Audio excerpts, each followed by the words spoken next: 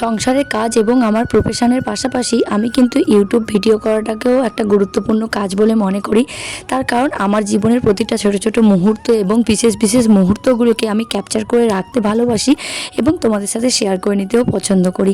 তো আজকের মিনি ব্লগটা একটু ইন্টারেস্টিং হতে চলেছে, তার কারণ আজ বহুত দিন বাদে আর কি তোমাদের সাথে আমি চিকেনের ভিডিও শেয়ার করতে চলেছি। প্রায় 1.5 মাস মতন হয়ে গিয়েছে বাড়িতে তো চিকেন হয় না, তার কারণ এবছরে পুরো শ্রাবণ মাস জুড়ে আমরা পালন করেছি।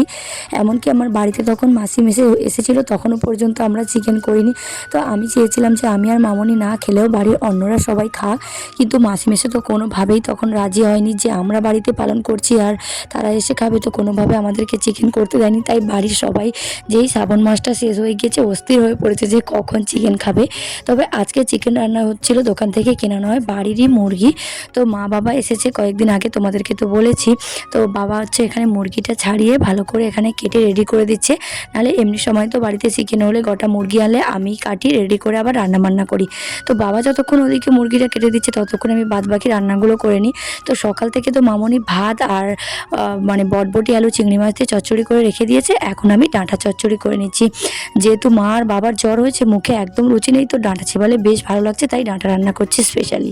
তো তারপরে এখানে আমি রান্না করে নিচ্ছি চিকেনটা। আর তোমরা কালারটা দেখে আশা করি বুঝতে পারছো যে এটা বাড়িরই মুরগি, একদম কষাতে কষাতে পুরো কালো হয়ে আসছিল। আর এখানে সবেই আমি চিকেনগুলো দিয়ে কষাচ্ছি। আর দেখতে পাচ্ছ খুন্তিটা একটু ইউনিক না, এটা আমার মামনি মানে রান্না করে। আমার খুন্তিটা একটু আলাদা, কারণ এটা রান্না করতে আমার একটু অসুবিধা হয়, তবে আজকে এটাই আমি রান্না করে নিচ্ছি। মানে যে যেটাই রান্না করে করে অভ্যস্ত, হাত সেট হয়ে গেছে না, সেটাই বেশি ভালো হয়। আর আজকের অনেক দিন বাদে চিকেন রান্না হচ্ছে বলে তোমাদের সাথে একটু চিকেন রান্না করাটাও শেয়ার করলাম। মানে বলতে গেলে লাস্ট আমাদের বাড়িতে চিকেন হয়েছিল আমাদের অ্যানিভার্সারির সময়, তারপর থেকে তো আর হয়নি, কারণ আমি হচ্ছে শ্রাবণ মাসটা পালন করছিলাম বলে।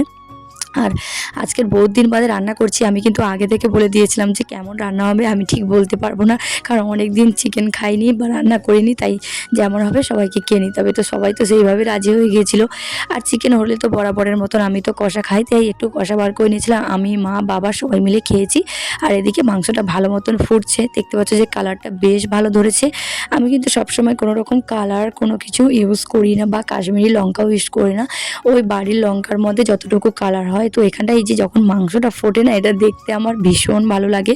তো তারপরে লাস্ট হচ্ছে এখানটায় তরকারিটা হয়ে গেছিলো, তাড়াহুড়ো করে মানে আমার শ্বশুরমশাই, বাবা, তোমাদের দাদাভাইকে খেতে দিচ্ছিলাম, তাই একটু ক্লিপসটা তুলেছি যে ফাইনাল লুকটা কেমন এসেছিলো। তো খাওয়া দাওয়া করতে করতে তো আমার বিকেল হয়ে গেছিলো, কারণ প্রত্যেক দিন এখন আমার কাজ বাজ সেরে খাওয়া দাওয়া করতে করতে অনেকটা দেরি হয়ে যাচ্ছে। তো সবার তো আগে খাওয়া হয়ে গেছিলো।